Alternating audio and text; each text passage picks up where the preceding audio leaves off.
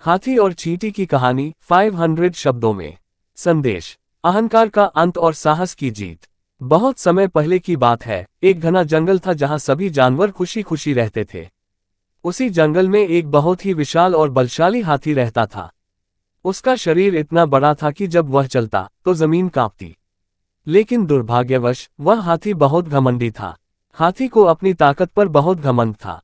वह जंगल के छोटे छोटे जानवरों को बेवजह सताता रहता। वह खरगोशों को डराता, बंदरों को अपने सूंड से उछालता और मेंढकों पर पांव रखकर उन्हें परेशान करता। एक दिन गर्मी बहुत ज्यादा थी। हाथी को पानी की तलाश थी और उसे एक तालाब दिखा। वह सीधे तालाब की ओर दौड़ा।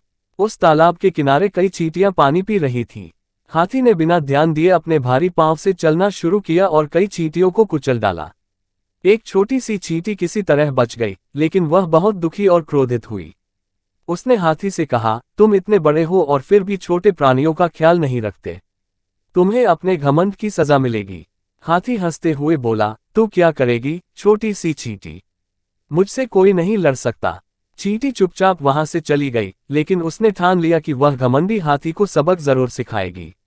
अगले दिन सुबह सुबह जब हाथी गहरी नींद में था, चींटी उसकी सूंड में चढ़ गई। वह धीरे धीरे चलकर उसकी सूंड के अंदर पहुंच गई और वहां काटने लगी। हाथी दर्द से चिल्लाने लगा, बचाओ, मुझे कुछ हो गया है, बहुत तेज जलन हो रही है। हाथी इधर उधर दौड़ता रहा, लेकिन किसी को कुछ समझ नहीं आया। कुछ देर बाद चींटी बाहर निकली और बोली, ये सबक है तुम्हारे घमंड के लिए। अब जान गए कि छोटे भी शक्तिशाली हो सकते हैं। हाथी ने माफी मांगी और वादा किया कि वह अब कभी किसी को नहीं सताएगा। उस दिन के बाद से हाथी सबका मित्र बन गया और जंगल में फिर से शांति लौट आई। Dash dash dash. कहानी से सीख, छोटे या कमजोर दिखने वाले प्राणी भी समझदार और साहसी हो सकते हैं। कभी भी अपने आकार या ताकत का घमंड नहीं करना चाहिए। अहंकार हमेशा पतन का कारण बनता।